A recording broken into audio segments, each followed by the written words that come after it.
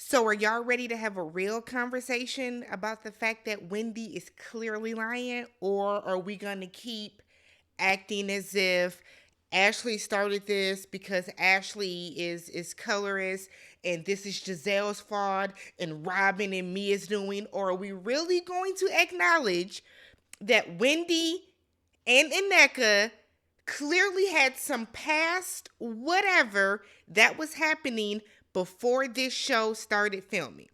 Wendy is clearly lying about something. Wendy's not quick on her feet and she's getting caught in lies, both in confessionals and in conversation. But okay, what's good, y'all? I'm Tammy. This is Tammy Talks. Let's talk Real Housewives of Potomac, Season 8, Episode 4, Pie in the Austin Sky. If you haven't already, thumbs up the video if you enjoy it, subscribe to the channel, and then leave some comments down below. I know y'all are going to leave comments saying that I'm a Wendy hate channel and she hates Wendy. No, I'm just calling out things that are being thrown in our faces that y'all don't want to admit. But okay, so the episode starts off with Ashley. So Ashley is planning a trip for the ladies to Austin. Ashley hosted a drag show out in Austin, Texas, and she wants to take the ladies back so they can see the drag show. I'm sure there are drag shows in the DC area, but let's go over there to do it. She's out shopping with Gizelle and Mia, and Gizelle asks if Nneka could be lying about everything that's going on. She feels that it's a big accusation and doesn't think that she would come into this group and make up a lie. She said that she called Jamal. Jamal told her that, witchcraft and all that stuff is true. Isn't Gizelle from New Orleans? Gizelle knows what voodoo and all that type of stuff is. So Ashley feels that Nneka is speaking with so much conviction that it is believable. Now, I'll say this. The truth is somewhere between what Nneka is saying and what Wendy is saying. I think it's really a 70-30 type situation, more so with Nneka, because it's clear that Wendy is lying about some stuff. Wendy could squash all of this by saying, I talked to my mom and my mom said that she did not do that. Wendy has yet to do that. We then get Wendy, who was out to lunch with Eddie. And I know they want to drive. They want to kind of hone in on this whole happy Eddie thing. But it's a force and it's not really landing the way that they think. Eddie's coming across super lame. So Wendy believes that Nneka's sole motive is to come onto this show to attack her. So Eddie said that he's happy Eddie. He likes everybody, aside from the man that you unfriended on Facebook. So in her confessional, Wendy is asked, did Eddie unfriend him on Facebook? She stares blankly like she's trying to think of an answer before looking down and then saying, I don't remember everybody I went to college with. Hell, I don't either. I went to a huge college. I do not remember everybody I went to college with.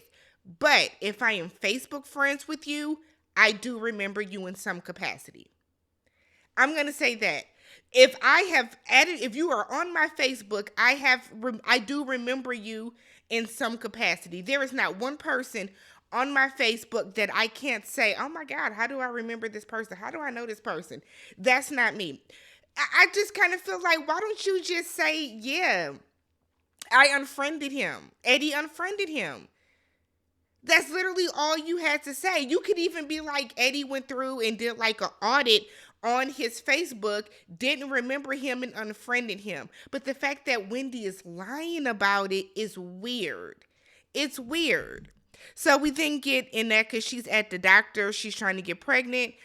She said that she is now 35 years old. That is important. She is 35 years old and she's focused so much on her career and everything else. Now that she's trying to get pregnant, she's having some trouble.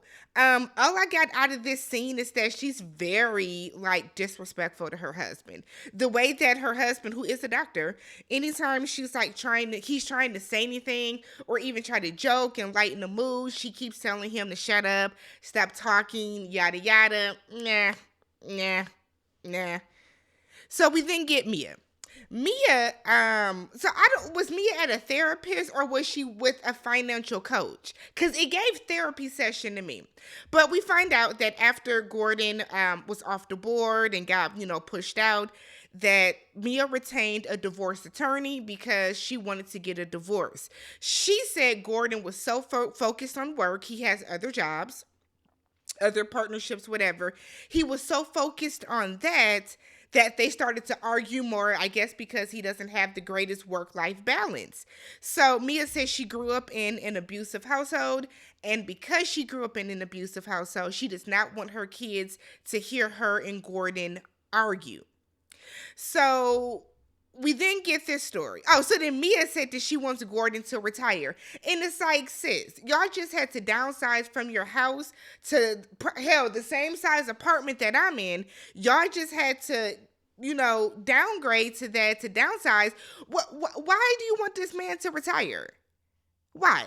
Now, we know that Mia still works for the Joint Chiropractic. Mia still does. And I guess Gordon still does in some capacity. He is just no longer on the board. So it's not like they got fired. They just got out of the upper senior leadership, upper management, however you want to put it. So, but why do you want him to retire? We got to use our thinker, okay? Let's use it. So then we get into the story of, okay, it sounds like Gordon and Mia had something that they sold. I don't know if it was like real estate, a company, they had something they sold. The attorney that was working with them took some of that money and put it into escrow. That's what he told them, okay? They were, I guess, looking for the money. They went to go sue him. He got disbarred. He then took himself out, so they never got their money. And it sounds very similar to Robyn and Juan's situation with their money. I don't know what the point of this scene was. I don't know what the point of this scene was. So we are headed to Texas. The funniest part that we saw with them all packing, I guess Gizelle is leaving her daughters there by themselves, which I don't know how long they're there by themselves, but isn't Giselle's mother, doesn't her mother, live in the city or something? Them kids probably got a nanny or somebody's there. Cal is popping in. But Grace is going to be watching her daughters. And Gizelle is like, so, if they want to bring over boys, what do you say? Grace was like, it's not my business. Not my business. If they would just show Gizelle more with her daughters, she would come across a little more likable. So we get to Texas. Ashley done put them in the cars based on their astrological signs. It's like you're doing a lot. But in one car, it's Candiace, Robyn, Wendy, and was it Mia? And then I'm going to say Mia. And Candiace says it's uncomfortable with Robyn. Robyn doesn't want to be in the car with Candiace. It is really kind of concerning that Candiace doesn't understand why Robyn feels a way about her. It's really, it's amazing. It's true. It's simply amazing. You done called this lady every name under the sun. You have been dragging her. But see, like I've said before, Candiace is one of those people that thinks that, oh, it's just words. I can say whatever it is and la, la, la, la, la, and it's a read and it's all fun and games, but you should still be friends with me when the season starts. Honestly and truly, Candiace put herself in this situation with Robyn, because by no means should y'all be this mad that Robyn didn't tell y'all that Juan cheated on her. That still doesn't make sense to me. I don't know why any of these women are mad at Robyn that she didn't come out and tell the world that Juan cheated on her. But okay. All you have to do, Candiace, is talk to her. Pull her to the side. Hey, Robyn, can we talk for a minute? The fact that you don't know what to do just shows how immature Candiace is. So they get to, meanwhile, it's Gizelle, Karen, Nneka, and Ashley in the car. And Gizelle is asking about, how Karen and Robyn are doing. And Karen starts talking about some pie. And she put half the pie in the freezer. She cut the pie in half. And then she didn't eat half the pie, but she ate. And it's like, Karen, we don't have time for these Karenisms. Like, girls, just say what it is. Say what it is, Miss Ma'am.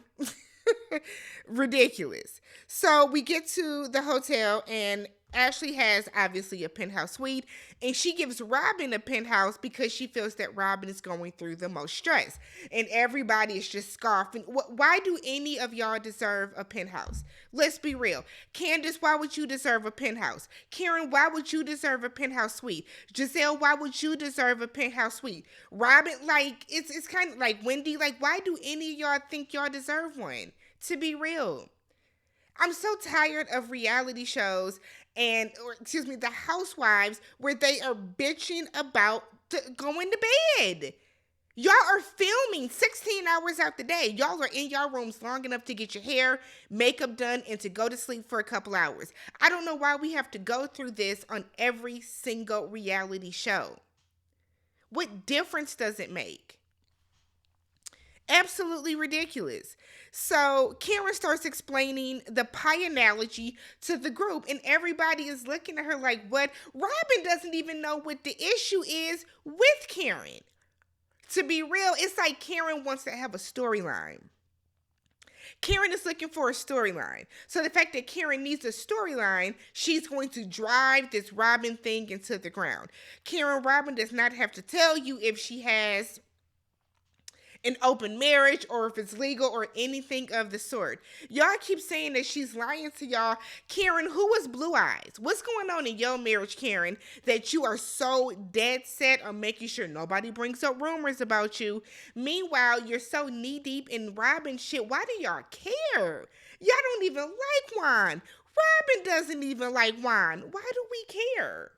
But so I did laugh because Candiace was like, it's in the freezer, so it's not moldy, can be salvaged. And it's like, don't try to make sense out of this.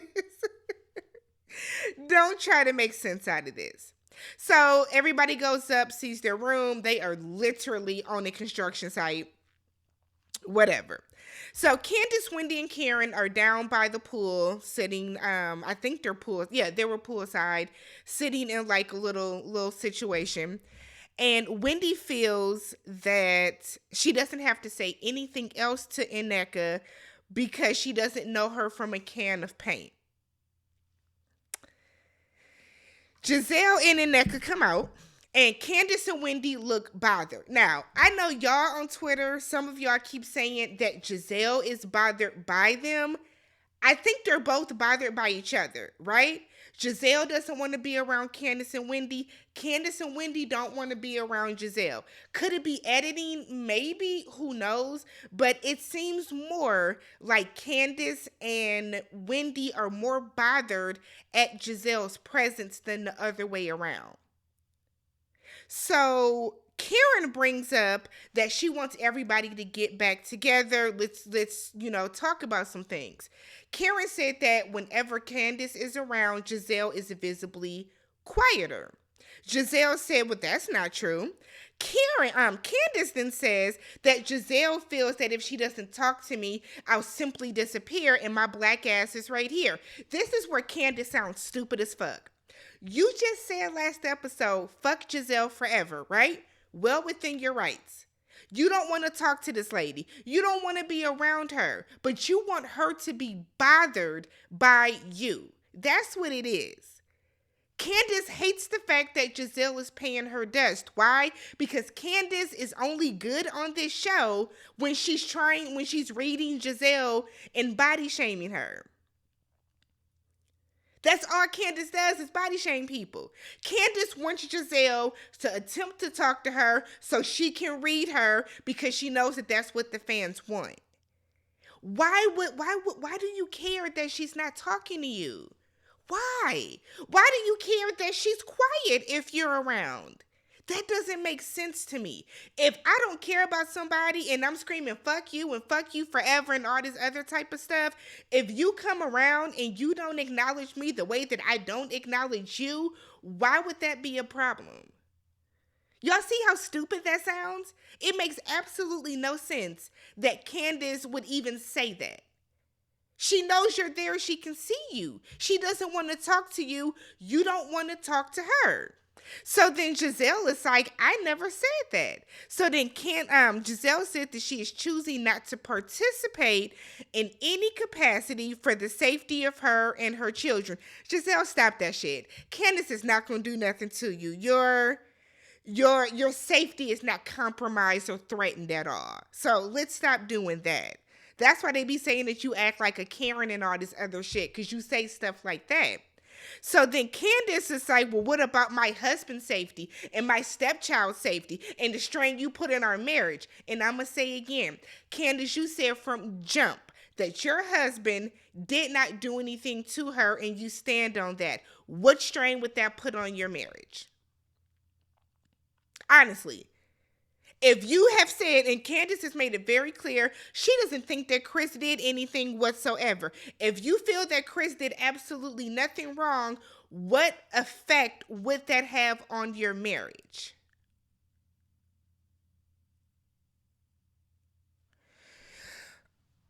Stop trying to make these two people talk. Gizelle stands on the fact that Chris made her feel uncomfortable. I personally have said that if somebody said that they felt uncomfortable, they felt uncomfortable. I don't know why that's such a big deal to say. Gizelle said he did not try anything with her. He did not say anything to make her feel uncomfortable. She did call him a sneaky leak. She acknowledged she shouldn't have said that. That was fucked up for her to say. But if somebody feels uncomfortable, they feel uncomfortable. That's just my response to it. The same way that Karen said she felt uncomfortable when Juan hugged her. I don't see why that's such a big deal. But if you know that your husband didn't say or do anything, I don't see why Candiace said that would have an effect on her marriage. Now, if that had an effect on Chris getting jobs and all that other type of stuff, that's fucked up. But I also kind of feel like, Candiace, you can't say that your stepchildren were affected by this, that, and the other with the way that you were talking about Gizelle, as if her daughters wouldn't see it. So let's be real. Y'all shit really evens out at this point. Stop trying to make these two women talk. They don't want to. They don't want to. The group is very divided. We see how this show is going to go. It's two separate things. It wouldn't be bad if Karen didn't keep trying to have these kumbaya moments and bringing these two sides together.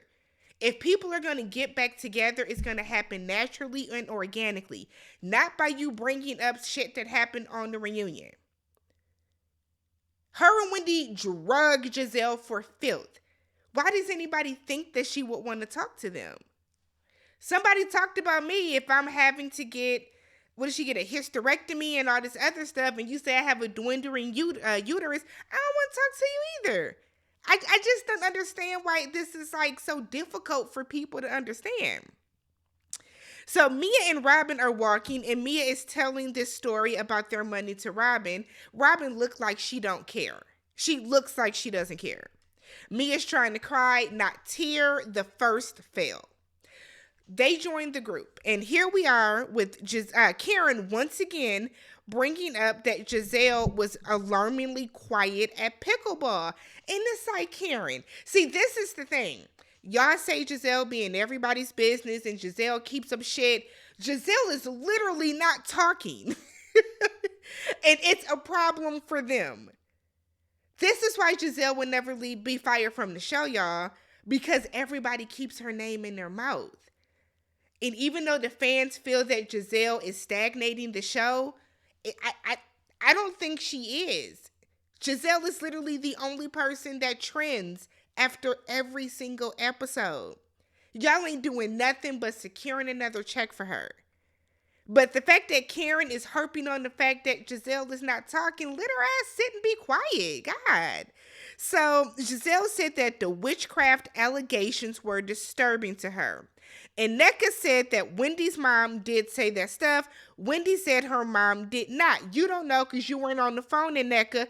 In all fairness, you weren't on the phone either, Wendy. In all fairness. Again, all Wendy had to say was, you know what? I called my mom and she said she didn't. Gizelle then said, but you do acknowledge that your mom said things in that nature about Mia. And Wendy is like, she said things, but they weren't witchcraft. Wendy reads something that her mom said, this post, and it is like calling on the Holy Ghost and fire and thunderstorm, amen, all this type of stuff. Did I think that that was witchcraft? No. It sounds like a prayer. It's a prayer. It's definitely a prayer against Mia, but it is a prayer. I don't think it's witchcraft though. Her mom definitely prayed against Mia to have some shit happen to her, but it wasn't witchcraft. It was just a prayer against her. But it's probably like you're not helping the case, Wendy, that your mom might have prayed against her though. That's the point. Take away the word witchcraft and your mom did pray against Mia. So it's not far-fetched to think that your mom would pray against Nneka. So then Nneka said in her 40 years of life, I said, you're 40? Not you're 40. 15 minutes ago, you were 35. Which one is it, sis? Are you 35 or are you 40? Because we too old to be lying about our age. That's not going to bode well for people saying that you're a liar. It's not going to, So then Wendy starts saying that this is not about Nneka. This is about Ivy, who is Wendy's sister, and her Nneka's cousin-in-law, whose name is Lebe. I think that's what they're saying. Lebe. Y'all know who I'm saying. If I'm saying it wrong, I apologize. So Nneka said that that's a lie. Wendy's family was calling Nneka's cousin Lebe, saying that she was using her name to get on this show. Wendy is saying that no, Ivy and Lebe, they're not even friends anymore. But then Wendy later says that they are friends. And no, she then said that that's Ivy's friend. And then Nneka was like, you're saying she's not your friend too? And Wendy is like, no, she's not my friend.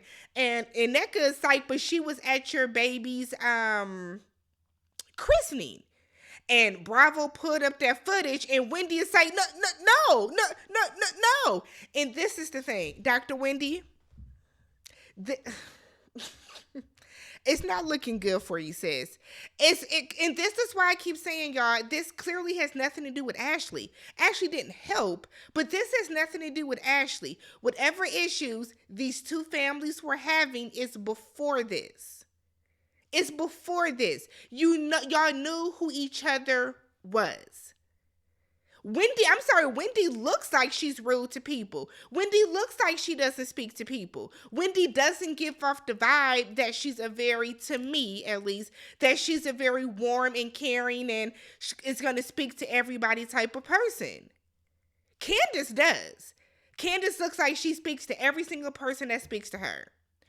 Wendy does not give that vibe. Wendy acts stuck up. Wendy does act like she's better than people. 4 degrees or not, Wendy does give off a vibe that she thinks she is better than people. And in this instance, when Nneka said that Wendy knows who she is, not saying that they know each other, there's so many nuances in this semantics. I have met people before, right? Doesn't mean I know you. But if I have met you before, I will definitely say, oh yeah, I've met her before at such and such a place. Doesn't mean that I know you, but I will acknowledge that I met somebody. Wendy has met that lady before. She knows who she is. So then it becomes Wendy is trying to keep Nneka off the show, which has been going around Twitter, and there have been people, Nigerians that are from the DC area that have been in my comments, that have been in the comments of other YouTubers saying that Wendy did not want Nneka on the show. I don't know. But this is not boding well for you, Wendy, because it's coming across as you're lying. Like you're getting caught literally in every single lie. You can clear this up real quick by calling your mom and saying it. And what kills me is Candiace and Karen clocked that Wendy is lying. And instead of them being like, ugh, they're like, I don't know. No. Let's keep it a buck. Let's call people out when people need to be called out. But but that's all I have for this, y'all. Let me know what you guys thought about this episode. Do y'all think Wendy's lying, or do y'all think that Nneka is lying? Somebody is lying somewhere.